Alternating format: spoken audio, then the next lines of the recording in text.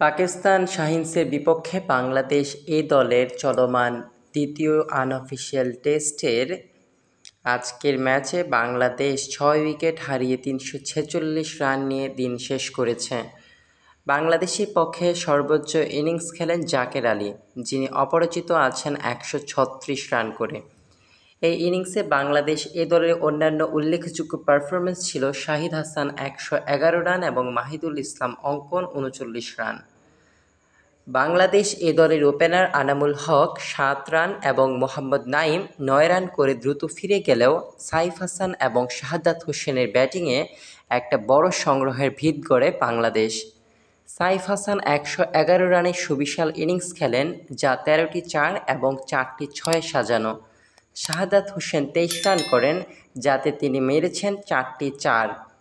এরপর বাংলাদেশ ইনিংসের ভিত গড়ে দেন জাকের আলী, যিনি অপরাজিত ছিলেন ১৩৬ রান করে। তার ইনিংসে ছিল ১৪টি ৪ ও ৪টি ৬-এর মার।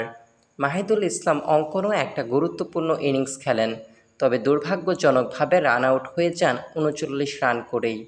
তানজিম হাসান সাকিব ১৭ বল খেলে এখনও পর্যন্ত অপরাজিত আছেন।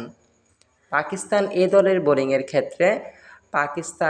এ দলের বোলিং আক্রমণে গোলাম মুদাসসির এবং মেহরান মুমতাজ বিশেষ ভূমিকা পালন করেন।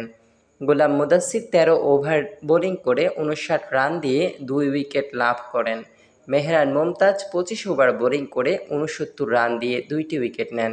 এছাড়া আবরার আহমেদ ৩০ ওভার বোলিং করে ৮৫ রান দিয়ে একটা উইকেট লাভ করেন এবং নিয়াজ খান ১৩ ওভার বোলিং করে ৭১ রান দেন, কিন্তু তিনি কোনো উইকেট পাননি।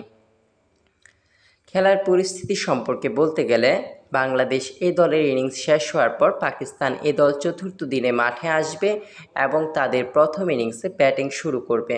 পাকিস্তান এ দলের ওপেনিং ব্যাটসম্যানদের জন্য এটি একটি চ্যালেঞ্জ হতে পারে, কারণ বাংলাদেশের বোলাররা বেশ ভালো অবস্থানে আছেন।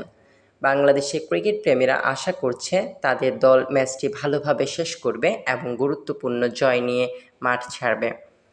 আগামীকাল ম্যাচের নতুন আপডেট ও স্কোর নিয়ে আমাদের সাথে থাকুন। আমরা আপনাদের নিয়মিতভাবে ক্রিকেটের সকল খবর, স্কোর এবং আপডেট দিয়ে থাকি।